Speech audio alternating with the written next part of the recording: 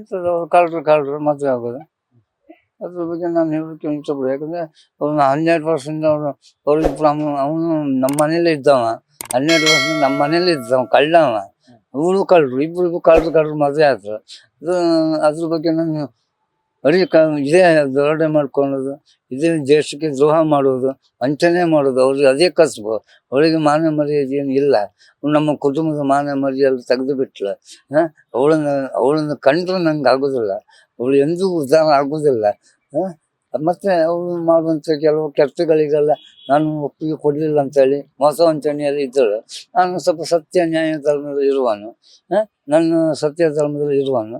ಮತ್ತು ನನ್ನ ಹಿರಿಯ ಮಗಳು ಗಾಯತ್ರಿ ಸಹ, ಅವಳು ಸಹ ಗೌರವದಿಂದ ಮರ್ಯಾದೆಯಿಂದ ಬಾಳುವವಳು. ಅವಳು ಎಲ್ಲೋ ಒಂದು ಟೀಚರ್ ಕೆಲಸ ಮಾಡಿಕೊಂಡು, ಎಲ್ಲೋ ಶಾಲೆ ಸ್ಕೂಲ್ ಪಾಠ ಹೊಲಿಗೆ ಮಾಡಿಕೊಂಡು ಜೀವನ ನಡೆಸ್ತದೆ. ಅವಳ ಮೇಲೆ ಒಂದು ಸುಳ್ಳು ಅಪವಾದ ಹಾಕಿದ್ರು, ದುಡ್ಡು ಕೊಡಿದೆ ಅಂತ ಹೇಳಿ. ಮತ್ತು ಒಳ್ಳೆ ವೇದಿಕೆ ಇವಳಿಗೆ ಸಿಕ್ಕಿತ್ತು. ಆಗೊಂದು ಬಿಗ್ ಬಾಸ್ ವೇದಿಕೆ ಇವಳು ಸಿಕ್ಕಿದಾಗ ಇವಳಿಗೆ ಹೇಳೋ ಒಂದು ಒಳ್ಳೆ ಅವಕಾಶ ಇದ್ದಿತ್ತು. ಇವಳು ಹೇಳಲೇ ಇಲ್ಲ. ಇವಳದ್ದೇ ಒಂದು ಕೀರ್ತಿ ಬರಬೇಕು, ಇವಳದ್ದೇ ಒಂದು ತಾನೇ ಎಲ್ಲವನ್ನು ಮನೆ ನಡ್ಕೊಂಡು ಹೋಗ್ತಾ ಇದ್ದೇನೆ, ನನ್ನ ಈ ಕುಟುಂಬ ನಾನೇ ನಡ್ಕೊಂಡು ಹೋಗಿ ಅಂತ ಸುಳ್ಳು ವರದಿಯನ್ನು ಕೊಡ್ತಾಳೆ. ಈ ಪಾಪಿ ಎಂದಿಗೂ ನಾನು ಕ್ಷಮೆ ಕೊಡುವುದಿಲ್ಲ. ಅವಳು ಒಂದು ಕ್ರಿಮಿ ಇದ್ದಂಗೆ, ದೇಶಕ್ಕೆ ಮಾದಕವಳು.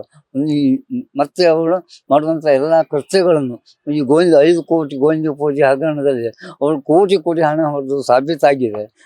ಅದು ಅವಳಿಗೆ ಈ ಕೋಟಿ ಹಣವನ್ನು ಹೊಡೆದ ಕಾರಣ ಮತ್ತು ಬೇರೆ ಬ್ಯಾಂಕಲ್ಲಿ ಬೇರೆ ಎಲ್ಲ ಡಿವೈಡ್ ಮಾಡಿ, ಆ ಕೋಟಿ ಹಣ ಹೊಡೆದ ಡಿವೈಡ್ ಲಕ್ಷ ಡಿವೈಡ್ ಮಾಡಿ ನನ್ನ ಹೆಸರು, ನನ್ನ ಹೆಂಡತಿ ಹೆಸರಲ್ಲಿ, ಮತ್ತು ಶ್ರೀಕಾಂತ್ ಹೆಸರಲ್ಲಿ, ಚೇತನ ಹೆಸರಲ್ಲಿ, ಹೀಗೆ ಪಡ್ಡೆ ಹುಡುಗರ ಹೆಸರನ್ನೆಲ್ಲ ಡಿಪಾಸಿಟ್ ಮಾಡಿ, ಆ ಡಿಪಾಸಿಟ್ ಮಾಡಿದ ಬಾಂಡ್ ಮೇಲೆ ಮತ್ತು ಸಾಲ ತೆಗೆದು ಆ ಸಾಲದಿಂದ ಬರುವ ಬಡ್ಡಿಯಲ್ಲಿ ಇವಳು ವಂಚನೆ ಮಾಡಿ ತಿಂತಾ ಇದ್ದಾರೆ.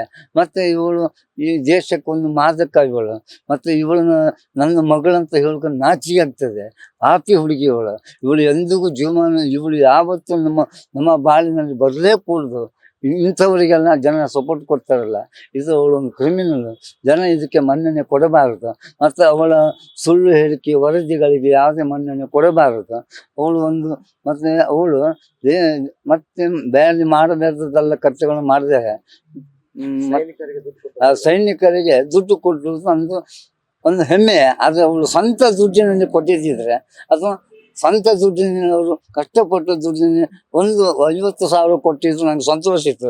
ಇದು ಯಾರ್ದೋ ತಲೆಬರು ದುಡ್ಡಿನಲ್ಲಿ ಕೊಡುವುದು ನ್ಯಾಯ ಮಾಡ್ತಾರೆ.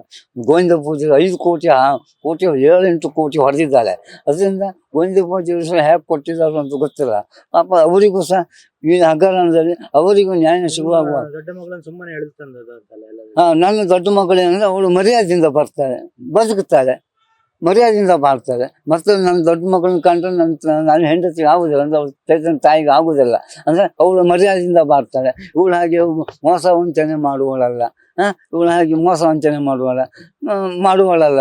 ಅವಳು ಎಲ್ಲೋ ಒಂದು ಶಾಲೆ ಟೀಚರ್ ಕೆಲಸ ಮಾಡ್ಕೊಂಡು, ಸಣ್ಣ ಪುಟ್ಟ ಹೊಲಿಗೆ ಮಾಡ್ಕೊಂಡು, ಪಾಠ ಗೀಟ ಹೇಳ್ಕೊಂಡು ಮರ್ಯಾದೆಯಿಂದ ಗೌರವದಿಂದ ನನ್ನಾಗೆ ಛಲವಾದಿ ಅವಳು. ನಾನು ಗೌರವದಿಂದ ಬದುಕಬೇಕು, ಗೌರವದಿಂದ ಬಾಳಬೇಕು, ನಮ್ಮ ತಂದೆಗೆ ಒಂದು ಹೆಸರು ತರಬೇಕು. ಅದು ನನ್ನ ತಂದೆ ಬಾಲನಾಯಕರು.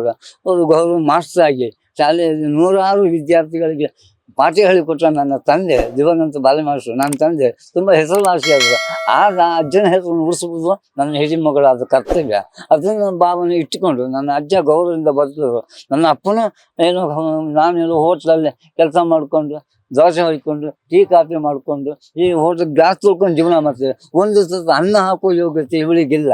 ಇವಳು ಜನ್ಮಕ್ಕೆ ನನ್ನ ಹೆಂಡತಿ ಇದ್ದಲ್ಲ, ಅವಳು ಮನೆಗೆ ಕೋಟಿ ಗೋವಿಂದ ಪೂಜೆಯಲ್ಲಿ 5 ಕೋಟಿ ಹಗರಣದಲ್ಲಿ ಕೋಟಿ ಹಣ ಹೊಡೆದಿದ್ದಲ್ಲ, ಆ ಹಣ ತಂದು ಇವಳು ಕೈ ಕೊಟ್ಟಿದ್ದಾಳೆ.